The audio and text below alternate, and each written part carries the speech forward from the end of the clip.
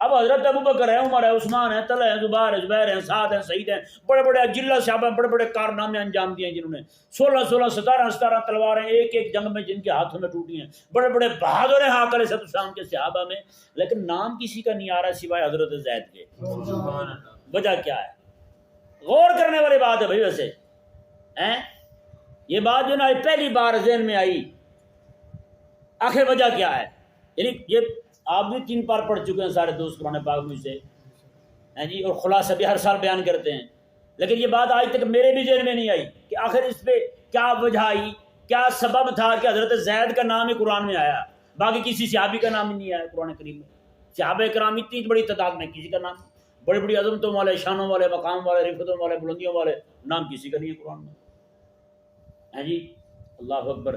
اس میں بھی حضور کے غلام کی دلداری کی ہے رب نے، کیونکہ حضرت زید رضی اللہ تعالیٰ عنہ کے نام کے ساتھ نام آتا تھا حضور کا، زید بن محمد۔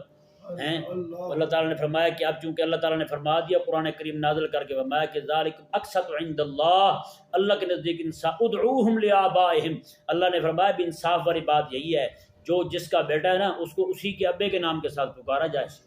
رب تعالیٰ نے فرمایا کہیں یہ نہ ہو کہ میرے حبیب کی غلامی کی ہے، اس نے نوکری کی ہے جن کی ساری، میرے حبیب کی کہیں دل ہی نہ ٹوٹ جائے کہ میرا نام حضور کے نام کے ساتھ لگتا تھا، اب حضور کا نام ہٹ گیا۔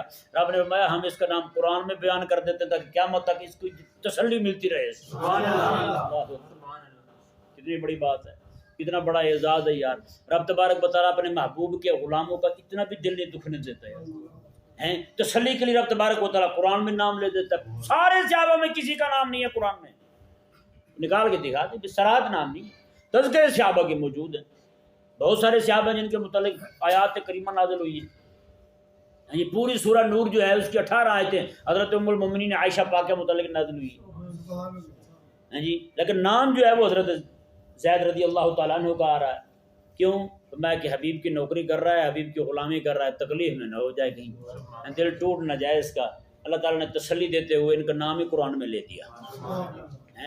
اللہ اکبر کبیرہ، کیا شان پائی ہے حضور کے غلام نے جی۔